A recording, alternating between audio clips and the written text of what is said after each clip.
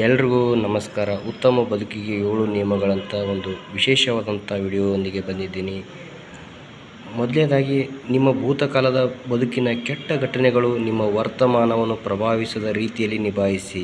ಅಂದರೆ ಹಿಂದೆ ಆದ ಘಟನೆಗಳನ್ನು ಅದೇ ನೆನಪು ಹಾಕೊಂತು ಕೊರಕೊತ್ತು ಹಿಂಗಾಗಬೇಕಾಗಿತ್ತು ಹಾಗಾಗಬೇಕು ಅನ್ನೋದಕ್ಕಿಂತ ಈಗ ಪ್ರೆಸೆಂಟ್ ಏನಿದೆ, ಮುಂದೆ ಫ್ಯೂಚರ್ ಯಾವ ರೀತಿ ಆಗಬೇಕು, ವರ್ತಮಾನ ಹೇಗಿದೆ, ಭವಿಷ್ಯತ್ತು ಹೇಗಿದೆ ಎಂದು ವಿಚಾರ ಮಾಡಬೇಕು.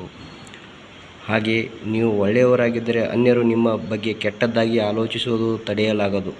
ಅದನ್ನು ತಡೆಯಲು ಸಾಧ್ಯವೇ? ಆಲೋಚಿಸಿ. ಅದರ ಬಗ್ಗೆ ನೀವು ಏನು ಮಾಡಬಹುದು ಎಂದು ಗುರುತಿಸಿ. ಆದರೆ ನಿಮ್ಮ ಬಗ್ಗೆ ನೀವು ಒಳ್ಳೆಯ ರೀತಿ ಆಲೋಚಿಸಲು ಮತ್ತು ಕಾರ್ಯವೆಸಗಲು ಸಾಧ್ಯವೆಂದು ನೆನಪಿಡಿ. ನಾವು ಕೆಲಸ ಮಾಡಬೇಕು. ಬೇರೆಯವರು ಏನೋ ಹೇಳ್ತಾರೆ ನಮ್ಮ ಬಗ್ಗೆ ಸಕಾರಾತ್ಮಕವಾಗಿ ಮಾತಾಡೋದಕ್ಕಿಂತ ನಾನು ಸಕಾರಾತ್ಮಕವಾಗಿ ಬದುಕಬೇಕು ಅನ್ನೋದೇ ಮುಖ್ಯವಾಗಿದೆ.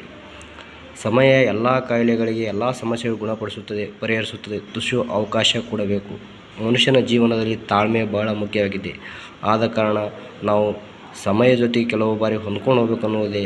ಅದಕ್ಕೆ ಹೇಳ್ತಾರೆ ಹಿರಿಯರು, ತಾಳಿದವನು ಬಾಳ್ಯಾನು ಅಂತ ಹೇಳ್ತಾರೆ. ಅದಕ್ಕೆ ನಾವು ತಾಳಬೇಕು. ಬಹಳಷ್ಟು ತಾಳಬೇಕಂದ್ರೆ ನಮ್ಮ ಒಂದು ಪೂರ್ವ ಸಿದ್ಧತೆ ಬೇಕು. ನಮ್ಮ ಜೀವನ ಯಾವ ರೀತಿ ಕ್ರಮವಾಗಿ ಇಟ್ಕೋತೇವೆ ಅನ್ನೋದು ಕೂಡ ನಮ್ಮ ತಾಳ್ಮೆ ನಿರ್ಧರಿಸುತ್ತದೆ. ನಿಮ್ಮ ಜೀವನ ಅನ್ಯರೊಂದಿಗೆ ಹೋಲಿಸಿಕೊಳ್ಳಬೇಡಿ. ಬಹಳ ಉತ್ತಮವಾದಂಥದ್ದು. ಅವರ ಬಗ್ಗೆ ಯಾವುದೇ ನಿರ್ಣಯಕ್ಕೆ ಬರಬೇಡಿ. ಅವರ ಬದುಕಿನ ಪಯಣದ ಪರಿ ಏನು ಎಂದು ನಿಮಗೆ ಗೊತ್ತಿಲ್ಲವಲ್ಲ. ಏನು ಮಾಡ್ತೇವೆ ಅಂದರೆ, ಜೀವನದಾಗ ಬೇರೆಯವ್ರು ಹಾಗೆ ಮಾಡಿದ್ರು ಹೀಗೆ ಮಾಡಿದ್ರು, ಅವ್ರು ಸೆಟ್ಲ್ ಆದರು, ನಾವು ಯಾವಾಗ ಸೆಟ್ಲ್ ಆಗ್ತೇವೆ, ಅಥವಾ ನಾನು ಯಾವಾಗ ಬದುಕು ಉತ್ತಮಪಡಿಸ್ಕೋತೀನಿ ಮತ್ತು ನಾನು ಯಾವ ರೀತಿ ಉತ್ತಮವಾಗಿ ಬದುಕ್ತೀನಿ ಅನ್ನೋದಕ್ಕಿಂತ ಅನ್ಯರೊಂದಿಗೆ ಇದ್ದಿದ್ರಲ್ಲಿ ತೃಪ್ತಿ. ನಾನು ಹಾಸಿಗೆ ಇದ್ದಷ್ಟು ಕಾಲು ಚಾಚಬೇಕಂತ ಹೇಳ್ತಾಯಿದ್ರು. ಆದರೆ ಇತ್ತೀಚೆಗೆ ಕೆಲವು ಮಂದಿ ಹೇಳ್ತಾರೆ ಹಾಸಿಗೆನೇ ಕೊಂಡ್ಕೊಳ್ಬೇಕಂತ. ಆದರೆ ಈಗ ಪ್ರಪಂಚ ಭಾಳಷ್ಟು ಒಂದು ವೆಚ್ಚಭರಿತವಾಗಿದೆ. ಆದ ಕಾರಣ ನಮ್ಮ ಒಂದು ಮಿತಿ ನಮ್ಮ ಒಂದು ಜೀವನ ಕ್ರಮವನ್ನು ಮಾಡಿಕೊಂಡು ನಾವು ಬದುಕಬೇಕನ್ನೋದೇ. ಆದ ಕಾರಣ ನಿಮ್ಮ ಜೀವನ ಅನ್ಯರೊಂದಿಗೆ ಹೋಲಿಸಿಕೊಳ್ಳಬೇಡಿ.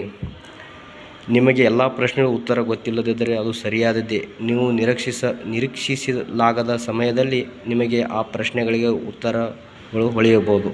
ಎಲ್ಲ ಟೈಮ್ನು ಎಲ್ಲವೂ ನೆನಪು ಬರಬೇಕಂತ ಮನುಷ್ಯನಿಗಿಲ್ಲ. ಆದ ಕಾರಣ ಕೆಲವು ಮಂದಿ ಹೇಳ್ತಾರೆ, ನಂಗೆ ಮರುವಿನ ಕಾಯಿಲೆ ಇದೆ ರೀ, ನೆನಪು ಬರಲು ಕೆಲಸ ಹಾಕಂತಲ್ಲ. ಒತ್ತಡ ಇದ್ದಕ್ಕಾರ ಮನುಷ್ಯನಿಗೆ ಸರಳವಾಗಿ ಕೆಲವು ಬಾರಿ ನೆನಪು ಬರಲ್ಲ, ಆನಂತರ ನೆನಪು ಬರ್ತದೆ. ಮತ್ತು ಇನ್ನೊಂದು ಭಾಳಷ್ಟು ನಾವು ಅದಕ್ಕೆ ಸ್ಮೃತಿ ವಿಸ್ಮೃತಿ ಅಂತ ಕರಿತೇವೆ. ಅಂದರೆ ಕೆಲವು ಬಾರಿ ಮನುಷ್ಯನಿಗೆ ನೆನಪು ಬರಲ್ಲ. ಅದು ಹಲವಾರು ಕಾರಣ ಆಗಿರ್ಬೋದು. ನಮ್ಮ ಒತ್ತಡ ಬದುಕಾಗಿರ್ಬೋದು.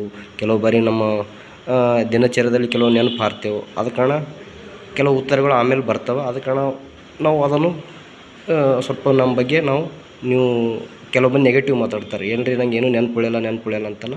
ನಾವು ಮಾಡುವಂಥ ಕೆಲಸ, ಏಕಾಗ್ರತೆ, ಸಮಯ, ಸಂದರ್ಭ ಎಲ್ಲವೂ ಕಾರಣ ಆಗಿರ್ತದೆ.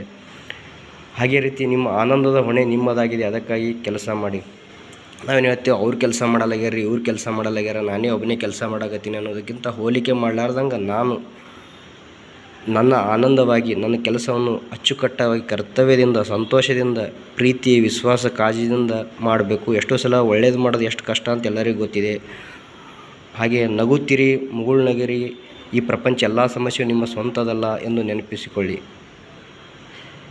ಕೆಲವು ಸಮಸ್ಯೆಗಳು ಹೇಗಿದೆ ಅಂದರೆ, ಎಲ್ಲ ಸಮಸ್ಯೆಗಳು ಪ್ರತಿಯೊಬ್ಬರ ಹತ್ರನೂ ಇದೆ. ಒತ್ತಡ ಆಗಿರ್ಬೋದು, ಸಮಸ್ಯೆ ಆಗಿರ್ಬೋದು. ಈ ಪ್ರಪಂಚದ ಭೂಮಿ ಮೇಲೆ ಎಲ್ಲ ಕಡೆ ಇದೆ. ಆದ ಕಾರಣ ಸಮಸ್ಯೆಗಳು ಶಾಶ್ವತ ಆಗಿಲ್ಲ. ಅವು ಕೆಲವು ಟೈಮ್ ಕೊಡಬೇಕು. ಅದು ಪರಿಹರಿಸುವಂಥ ಸ್ಕಿಲ್ಗಳಿದೆ. ಆದ ಕಾರಣ ಪ್ರತಿಯೊಬ್ಬರ ಹತ್ರ ಬೇರೆ ಬೇರೆ ಆಗಿರ್ತದೆ. ಕೆಲವೊಬ್ಬರು ಬೇರೆಯವ್ರ ಸಹಾಯ ತಗೋತಾರೆ. ಕೆಲವೊಂದು ಸಮಸ್ಯೆಗಳು ತಾವೇ ಗುರುತಿಸ್ಕೋತಾರೆ. ಯಾಕೆ ಸಮಸ್ಯೆ ಆಗ್ತಿದೆ, ಏನು ವೈಯಕ್ತಿಕವಾಗಿ, ಕೌಟುಂಬಿಕವಾಗಿ, ಕೆಲಸ ಸ್ಥಳದಲ್ಲಿ. ಆದ ಕಾರಣ ಅದನ್ನು ನೀವು ನಗುವಿನ ಮೂಲಕ, ನಿಮ್ಮ ಸಂತೋಷದ ಮೂಲಕ ಬಗೆಹರಿಸಿರಿ. ಏನೇ ನಿಮ್ಮಲ್ಲಿರುವಂಥ ಸಮಸ್ಯೆಗಳನ್ನು ನಿಮ್ಮಲ್ಲಿ ಆತ್ಮೀಯರ ಹತ್ರ, ನಿಮ್ಮಲ್ಲಿರುವಂಥ ಪ್ರೀತಿ ವಿಶ್ವಾಸದ ಮೂಲಕ ಬಗೆಹರಿಸಿಕೊಳ್ಳಬಹುದು. ಧನ್ಯವಾದಗಳು.